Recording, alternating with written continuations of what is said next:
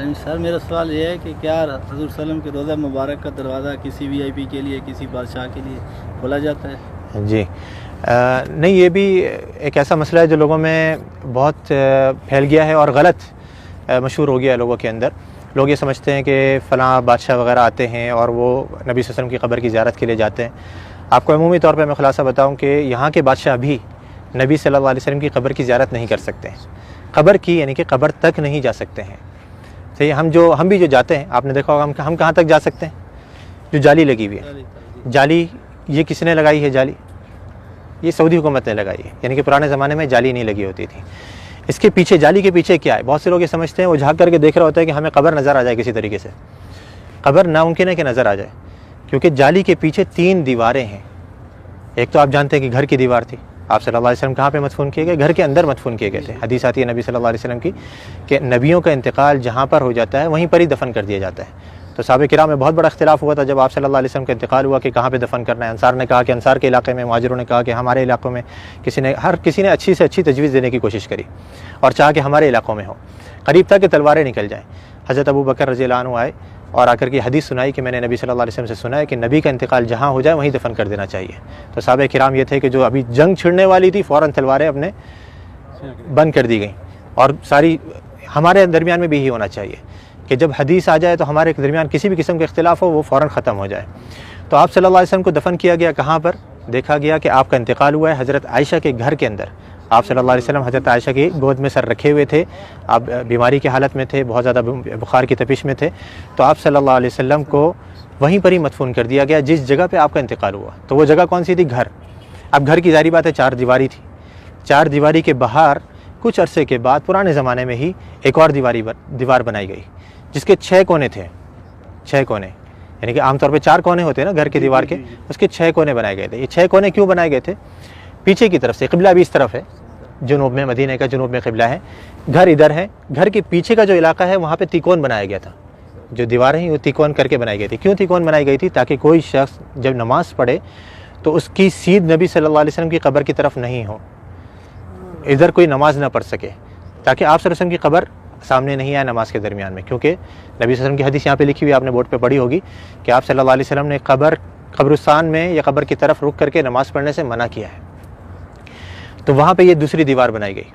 اب 2 دیواریں بنی ہوئی ہیں، تیسری دیوار ان دونوں دیواروں کے درمیان میں بنائی گئی، اس کے باہر نہیں۔ 2 دیواریں بنی ہوئی ہیں، ان کے درمیان میں یہ تیسری دیوار بنائی گئی۔ تو اس دیوار کے اوپر یہ گنبد کھڑا ہوا ہے۔ اس دیوار یا اس کے ساتھ میں کچھ چھوٹے موٹے ستون سے ہیں، ان کے اوپر یہ گنبد کھڑا ہوا ہے۔ یعنی جیسے میں نے ابھی تھوڑی دیر پہلے ذکر کرا تھا کہ جو اندر گھر کی دیوار ہے وہ تو کچی ہے، اس کے اوپر گنبد نہیں بنایا جا سکتا ہے۔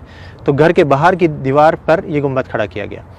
تو اب یہ 3 دیواریں ہیں۔ یہ 3 دیواروں کے اندر جو پہلی دیوار تھی، سب سے گھر کی جو دیوار تھی، اس کے اندر پہلے زمانے میں ایک کھڑکی تھی، ایک دروازہ تھا اور اوپر ایک روشن دان تھا۔ روشن دان وہاں سے ہوا ہے۔ کھڑکی اور دروازہ جو پرانے زمانے میں بند کر دیا گیا تھا، رہ گیا تھا روشن دان۔ وہ بھی کچھ عرصے کے بعد اس ڈر سے کہیں کوئی پرندہ اندر گر کر کے مر نہ جائے اور اس کی بسان بدبو وغیرہ اندر پھیلے، وہ بھی بند کر دیا گیا بالکل۔ تو اب کوئی اندر جانے کی جگہ باقی رہی؟ نہ دروازہ ہے، نہ روشن دان ہے، نہ کھڑکی ہے۔ تو بادشاہ بھی نہیں جا سکتے۔ ہاں اگر کوئی جن کو اللہ نے صلاحیت دی ہو کہ وہ دیوار پار کر کے اندر چلے جائے تو ممکن ہے، لیکن انسان نہیں جا سکتے۔ تو اب وہ جو لوگوں کو غلط فہمی ہوتی ہے وہ یوں ہوتی ہے، لوگ یہ سمجھتے ہیں کہ دیکھو ہمارے سامنے دروازہ کھولا گیا اور وہ بادشاہ صاحب یا فلاں وزیر اعظم جو اندر جا رہے ہیں، وہ جالی کا دروازہ کھولا گیا، وہ دیواروں کا دروازہ نہیں۔ وہ دیواروں کا دروازہ تو پیک ہے بالکل، اس کو یہاں کے بادشاہ بھی اندر نہیں جا سکتے۔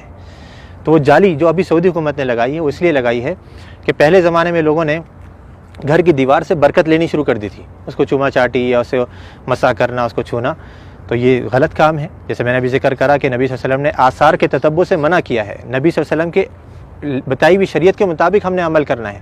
آپ نے کیسے سلام کرنا ہے نبی صلی اللہ علیہ وسلم کے اوپر، آپ وہ سلام کریں گے آپ کو اجر ملے گا، ثواب ملے گا۔ آپ نے جو سلامتی کی دعا کرنی ہے حضرت ابوبکر صدیق کے لیے، عمر فاروق کے لیے، اس پر اجر ملے گا، سنت کے کاموں پر آپ کو اجر ملے گا۔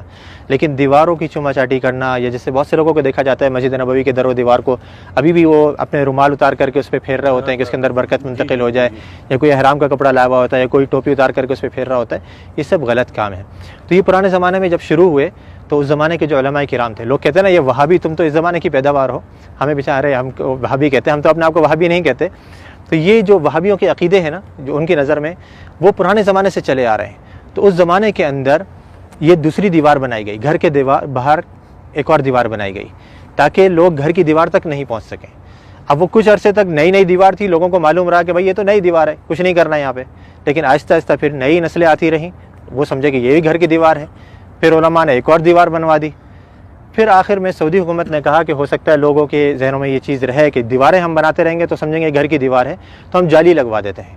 انہوں نے جالی لگوائی، لیکن لوگوں نے پھر بھی نہیں چھوڑا، وہ جالی کو بھی چوما چاٹی کے لیے پھر آخرکار مجبوراً سعودی حکومت کو وہاں پہ پولیس والوں کو کھڑا کرنا پڑا یا حیا والوں کو کھڑا کرنا پڑا تاکہ وہ لوگوں کو سمجھائیں اور آرام سے بتائیں کہ بھئی یہ چیز غلط ہے، مسح جو ہے وہ آپ نے حجر اسود کا کرنا ہے، اس کو چومنا ہے، اس کو آپ نے مسح کر سکتے ہیں، یا اس سے پہلے والا جو رکن یمانی ہے اس کو آپ چھو سکتے ہیں، ہاتھ لگا سکتے ہیں۔ یہ گھر کی دیواروں کو یا نبی صلی اللہ علیہ وسلم کے روضے کو ہم نے ہاتھ نہیں لگانا ہے، بلکہ یہاں پر آ کر کے ہم نے آپ کے لیے ادب سے سلام پیش کرنا ہے، سلامتی کی دعا کرنی ہے، تو وہاں پہ کوئی نہیں جا سکتا۔